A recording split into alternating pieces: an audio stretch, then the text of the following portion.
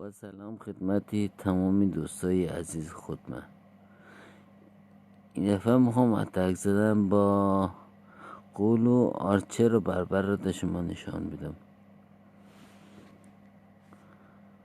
البته بگم به همه شما اتک زدن با قول و آرچر و بربر هم ارزانه، هم به صرفه تره برای اتک زدن، هم طول زمان کمتری میبره برای ساختن نیرو.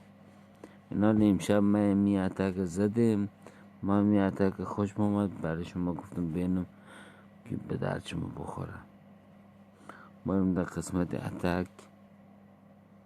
الان اتک رو میذاره اینجا. نگاه کنین این طرف اول صبح نگاه کنین، اول میگرده پول یا اما اکسیرشی در کجا. این در هر دو جا بود، هم در مخزناش بود هم در پمپاش بود. معلومه رو پلی میکنیم. نگاه کنین اینجا این تو قولا رو اینجور میریزید، خالی میکنی که دفاع مشغول به زدن قولا شه. از این پوش سر از اونا مارچه رو بربر خالی میکنی.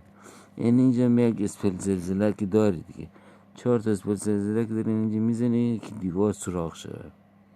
یعنی جلو سب کنین الان میزنه یا اینجوری قشنگ خالی میکنه.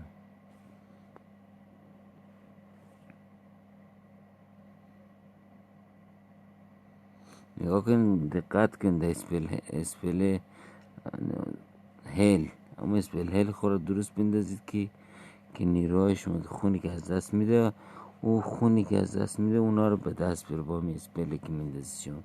نگاه کن اسپل رو کجا میندازم.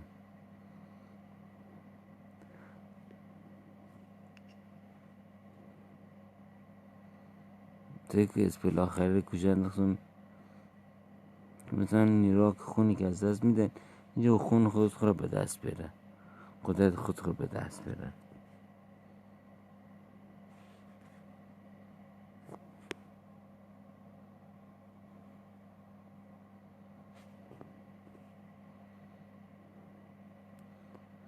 یک چیز دیگه هم بگم، همین اول که شما جاینت که خالی میکنید، همین جاینت سعی کنید کمک یک ذره پخشتر خالی بکنید. قولای شما همون جاینت یا قول همون قولا و جاینت ها می قشنگ پخش شده ما رو میزنه. از یک طرف خالی کنید، یک خط خالی کنید و بعد جاینت ها بیشتر یک طرف ما رو پخش نمیشه.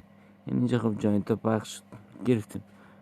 اتک خوبی بود، نه اتک خوبی هم برای لوتش خوبه، هم برای همه چیزش خوبه. هم سرعت زیاد میکنیم تو چقدر میشه. اینم از اتکی بود که من زدم، داشتم برای شما نشان بدم، شما ببینید شاید به دردتون بخوره. خب دوستان روزتون بخیر، مواظب خودتون باشید.